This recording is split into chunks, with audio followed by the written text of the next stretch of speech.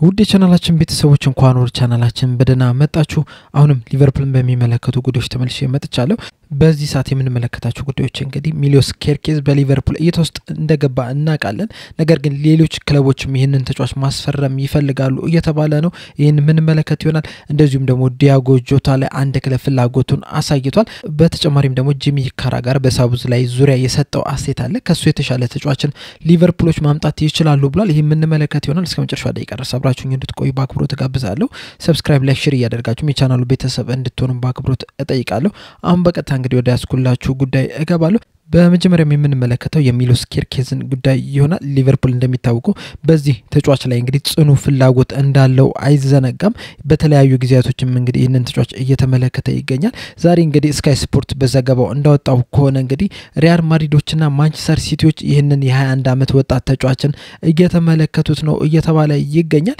እና ምናልባትም ሊቨርፑሎች እንግዲህ ከነዚህ ሁለት ክለቦች ጋር ፉክክር ውስጥ ሊገባ የሚችልበት ሁኔታ ሊኖር ይችላል። በርግጥ ሊቨርፑሎች እንግዲህ የተሻለ ደረጃ ላይ ናቸው ነው የሚባሉት። ከዚህ በፊትም እንግዲህ እሱን ተወካዮችም አነጋግረዋል ነው እየተባለ የሚገኘው። በተጨማሪም ደግሞ ከሀገሩ ልጅ ጋር ከሳቡዝ ላይ ጋር የሚያመጫወት እድልም ስለሚያገኝ እንግዲህ ምናልባት ያለ ሊቨርፑል ቀዳሚ ተመራጭ እንዲሆኑ የሚያደርጋቸው ነው። በተጨማሪም ደግሞ ወደ በርነማውዝ ከኤዜድ አልካማር በ2023 ወደ በርነማውዝ ሲመጣ እንግዲህ ይህንን ተጫዋች ወደዛ እንዲመጣ ያደረገው ያሁኑ የሊቨርፑል የስፖርቲንግ ዳይሬክተር የሆነው ሪቻርድ ሂው ነውና ምናልባትም እንግዲህ ያም ተጨማሪ ድጋፍ ለሊቨርፑል ሊሰጥ የሚችልበት ሁኔታ አለ። ነገር ግን ደግሞ እነዚህ ሁለቱም ትልልቅ ክለቦች እንግዲህ ከሊቨርፑል የተሻለ ፈርጣማ አቅም ያላቸው ናቸው። ሪያል ማድሪድን ብንመለከት በጣም ለፈለጓቸው ተጫዋቾች እንግዲህ ከፍተኛ ገንዘብ በማውጣት የሚታሙ ቡድኖች አይደሉም። ማንቸስተር ሲቲዎችም እንግዲህ በሀገር የሚተዳደር ክለብ ነውና እነዚህም ክለቦች እንግዲህ ከፍተኛ ገንዘብ ማውጣት ላይ ችግር የለባቸውም።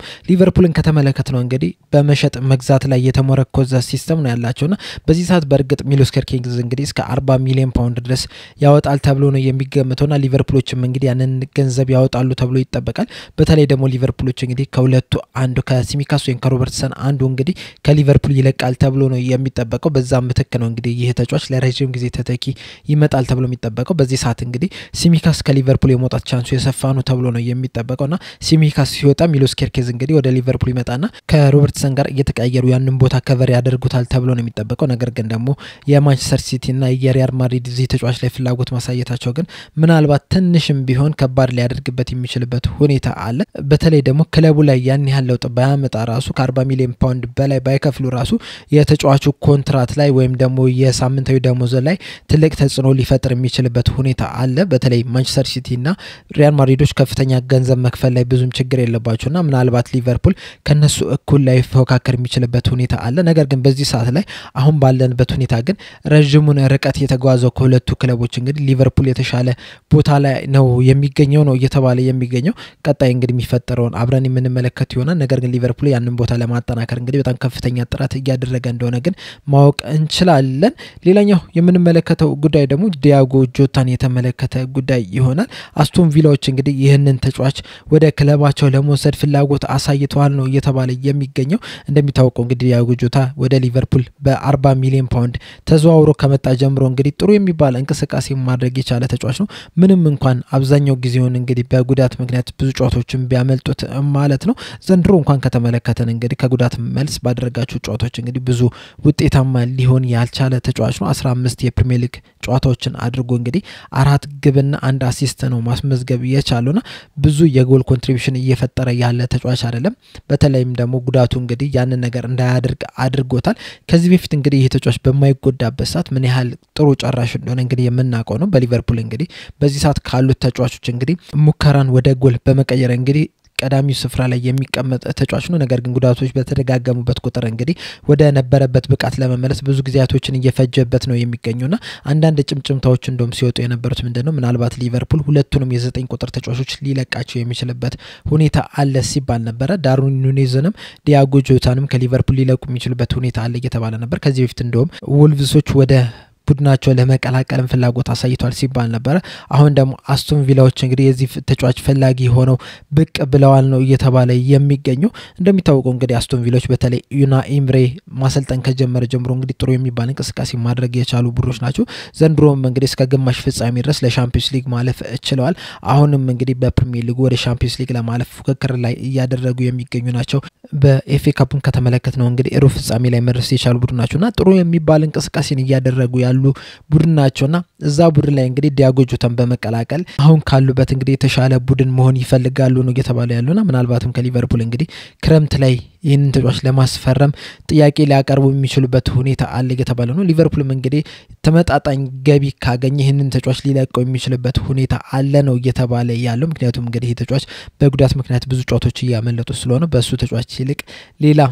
ቶሎ ማይጎዳ ተጫዋችን መተካት ይፈልጋሉ ነው እየተባለ ያለውና ምናልባትም እንግዲህ ዲያጎ ጆታ በክረምት የዝውውር መስኮት ከሊቨርፑል ሊለቅ የሚችልበት ቻንስ አለ ነው እየተባለ የሚገኘው ሌላኛው ምን መለከተው ጉዳይ ደግሞ ጂሚ ካራጋር የሰጠውን አስተያየት ይሆናል ጂሚ ካራጋር እንግዲህ የቀድሞ የሊቨርፑል ተጫዋች ሁለት አስተያየቶችን መስጠት ይችላል አንደኛው ትሬንት አሌክሳንደር አርኖልድን የሚመለከት ነው አንደኛው ደግሞ ሳውዝላይን የሚመለከት ነው ትሬንት አሌክሳንደር አርኖልድ ዙሪያ የተሰጠው አስተያየት እንግዲህ ምንድነው ሊቨርፑል ከሊስተር ጋር ባደረጉት ጨዋታ እንግዲህ ትሬንት አሌክሳንደር አርኖልድ ተቀይሮ በሚገባበት ሰዓት እንግዲህ አንዳንድ ደጋፊዎች እሱ ላይ ሲጮሁበት ተሰምቷልና በዛ ዙሪያ ነበር አስተያየት የሰጠውና በዚህ አስተያየቱ ምንድነው ያለው በርግጥ በሊቨርፑል በዚህ ሰዓት እንግዲህ የተለያየ አይነት ሐሳብ ነው ያለው በአርኖልድ ዙሪያ አንዳንዶቹ አርኖልድን የሚደግፉ አሉ ለሊቨርፑል ብዙ ነገር ሰርቷል ቢሄድ ምንም ማለት አይደለም እንሸኛዋለን የሚሉ አሉ አንዳንዶቹ ደግሞ ቢሄድም ባይሄድም ያን ያህል ለውጥ አያመጣም ያሉ አሉ አንዳንዶቹ ደግሞ በሚሄዱ የተበሳጩ አሉና እነዛ የተበሳጩ ደጋፊዎች ናቸው እንግዲህ እየጮሁበት የነበረውና በሰጠው አስተያየት ምንድነው ያለው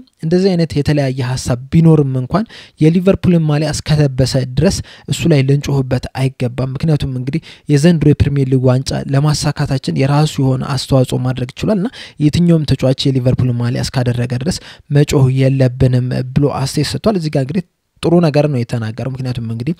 በሊቨርፑል ቆይተው ባለፉት አመታት እንግዲህ ለሊቨርፑል ብዙ ነገሮችን መስራት ይችላል ሁለቱንም የፕሪሚየር ሊግ ዋንጫ ሻምፒዮንስ ሊጉንም እንዳለ ዋንጫዎችን በመናሳካበት ሰዓት እንግዲህ የራሱን የሆነ ከፍተኛ አስተዋጽኦ ማድረግ ይችላል እና እሱ ሲገባ መጮሁ ያን ያህል አስፈላጊ አይደለም በርግጥ በመሄዱ በጣም ያበሳጫል ምክንያቱም እንግዲህ ሌላ ክለብ የተሻለ ክለብ አለ ብሎ ነው ይሄድ ያለውና እኛ ለሊቨርፑል ደጋፊዎች ለሊቨርፑል በጣም ለሚወድ ሰው ደግሞ ከሊቨርፑል የተሻለ የትኛውም ክለብ የለምና ያንን ገፍቶ በመሄዱ እንግዲህ የሚያበሳጭ ነገር አለ ነገር ግን ተረጋግጦ ከሊቨርፑል እንደ እስከሚለቅበት ሰዓት ድረስ ማሊያውን እስከለበሰበት ሰዓት ድረስ እንግዲህ ሁሉ ጊዜ መደገፍ መቻል አለብን በዚህ ሐሳቡ እንግዲህ እስማማበታለሁ ሌላኛው አስተያየት የሰጠው ደግሞ በሳቡዝ ላይ ዙሪያ ነው በዚህ አስተያየቱ እንግዲህ ምንድነው ያለው ሊቨርፑሎች 10 ቁጥር ቦታ ላይ የሚጫወት የተሻለ ከሳቡዝ ላይ የተሻለ ተጽዕኖ መፍጠር የሚችል ተጫዋችን ማምጣት አለባቸው ብሏል ለዚህም እንግዲህ ዋነኛው ምክንያቱ ያደረገው ምንድነው ሳቡዝ ላይ እንግዲህ በዘንድሮ ፕሪሚየር ሊግ ብዙ ደቂቃዎችን ከተጫወቱ ተጫዋቾች መካከል እንግዲህ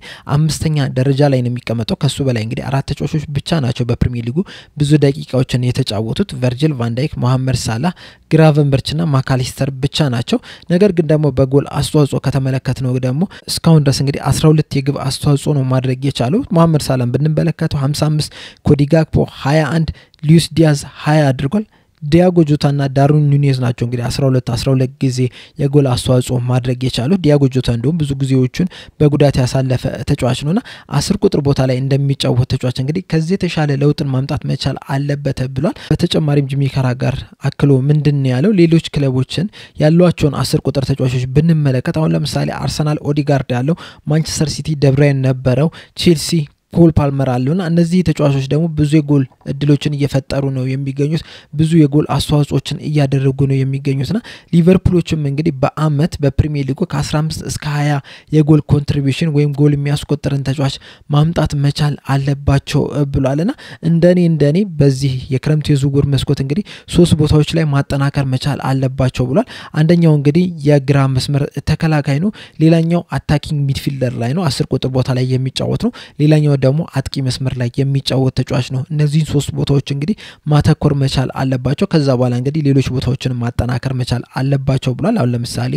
በቀኝ ክንፍ ላይ የሚጫወት በእንደዚሁም በመሃል ሜዳ ላይ የሚጫወት በተጨማሪም ደግሞ በተከላካይ የመሃል ተከላካይ ስፍራ ላይ ያሉ ተጫዋቾችን እንግዲህ ከነዛ 3 ቦታዎች ካጠናከሩ በኋላ ወደ ነዛ ፊታቸውን ማዞር መቻል አለባቸው ነገር ግን ሊቨርፑሎች እንግዲህ ከሳውዝ ላይ የተሻለ ተጫዋች መምጣት መቻል አለባቸው ብሏል በተጨማሪም በሰጡ አስተያየት ምንድነው ያለው እነዛ የመጀመሪያዎቹ 3 ተጫዋቾች ግን ቤንች የሚሆኑ ወይም ደግሞ ቡድንን የሚያጠናክሩ ሳይሆን መሆን ያለባቸው ቀጥታ ቡድን ውስጥ ቋሚ 11 ውስጥ መግባት የሚችሉ ተጫዋቾችን ነው ማምጣት ያለባቸው ከዛ በኋላ ግን እንደ ማጠናከሪያ ሌሎች 3 ተጫዋቾች እንግዲህ ቤንች ላይ ሆኖ ቡድኑን ሊያጠናክሩ የሚችሉ ተጫዋቾችን ቢያመጡም ችግር የለውም ብሏል በተጨማሪም በሳውዝ ላይ ዙሪያ በሰጠው አስተያየት እንግዲህ ምንድነው ያለው ይህ ተጫዋች እንግዲህ የራሱ የሆነ ጥቅም ያለው ተጫዋች ነው በጣም ኢነርጂ ያለው ተጫዋች ነው ብዙ ቦታዎችን ሊያካልል የሚችል ተጫዋች ነው እንደ ቡድን በጣም ብዙ ጠቀሜታዎችን ሊሰጥ ይችላል ነገር ግን ደግሞ 10 ቁጥር ቦታ ላይ እንደሚጫወት ተጫዋች ግን ከዚህ የበለጠ ነገሮችን መጨመር መቻል አለበት በተለይ ደግሞ የማጥቃት ሂደቱ ላይ እንግዲህ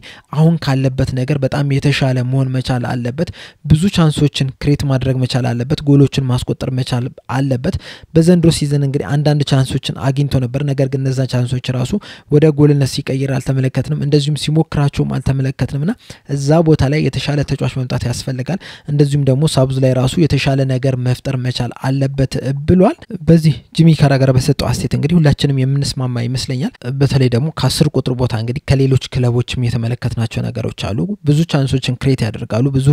ኳሶችን አሲስት ያደርጋሉ ብዙ ጎሎችንም ያስቆጥራሉ እንደ አጥቂ ባይሆን ራሱ ቢያንስ ደብል ዲጂት ላይ መግባት ይችላሉ ከ10 በላይ ጎል ማስቆጠር የሚችሉ ተጫዋቾችን ተመልክተናል ሊቨርፑል ላይ ግን ያንን ነገር እየተመለከተን አይደለም የሚገኘው እንደውም ዘንድሮ እንግዲህ በ10 ቁጥር ቦታ ሳይሆን በብዙ ቦታዎች እንግዲህ ቀዝቀዝ ብሎ የተመለከትናቸው ነው ያሉት መሐመድ ሳላ ብቻ ነው ብዙ ጎሎችን ያገባ ያለው ነገር ግን ደግሞ ከ10 ቁጥር ቦታ ላይ እንግዲህ የተሻለ ነገሮችን ማድረግ መቻል አለበት ጂሚ ካራጋር እንዳለው እንግዲህ ደብራይን ሲፈጥረው የነበረውን ተመልክተናል ኦዲጋርድም እንግዲህ ምን ያህል ጥሩ ተጫዋች እንደሆነ ተመልክተናል ብዙ አሲስቶችን ያስመዘግባል ጎሎችንም ሲያስቆጥር ተመልክተናል ኮል ፓርመርም እንደዚሁ በተመሳሳይ መልኩና ሊቨርፑልም ከሳውዝ ላይ ያንን ነገር ይፈልጋል በተለያዩ ቦታዎች ላይ ጎል የሚፈጥር ተጫዋች መምጣት መቻል አለበት እንደውም በዚህ ደረጃ ኤሊየት የተሻለ ተጫዋች ነው ከሳውዝ ላይ አንፃር ስንመለከተው አሲስት ያደርጋል ጎሎችንም ያስቆጥራል የተለያዩ ሙከራዎችንም ሲያደርግ ተመልክተናልና ሳውዝ ላይ እንግዲህ ወደዛ ነገር መምጣት መቻል አለበት የተለያዩ ጨዋታዎች ላይ እንግዲህ ተመልክተናል ይሄን ተጫዋች መምታት ያለበት ሳይመታ ተመልክተናል አሲስ ማድረግ ያለበት ወደ ኋላ ሲመልሰው ሲያዘጋየው ኳሱን ተመልክተናልና ከዚህ የተሻለ ነገርን ማምጣት መቻል አለበት ሁላችንም የምንስማማበት ነገር ይመስለኛል በርግጥ የራሱ የሆነ ኳሊቲ ያለው ተጫዋች ነው ነገር ግን ደግሞ 10 ቁጥር ቦታ ላይ እንደመጫወቱ መጠን እንግዲህ ያለውን ኳሊቲ ይዞ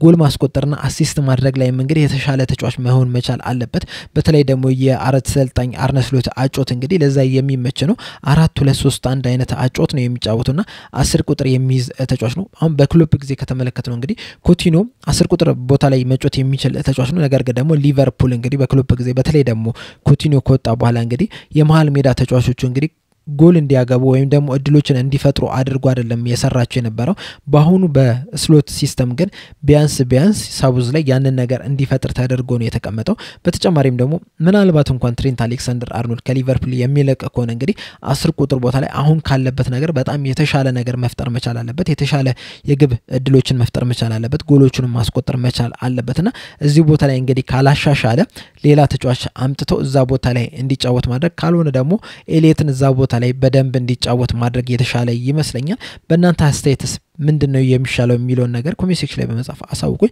ለአሁን እዚህ ላይ ያበቃው በቀጣይ በሌላ እስከምንገናኝ ድረስ ሰብስክራይብ ላይ ሼር ማድረግ እንዳትረሱ ቻው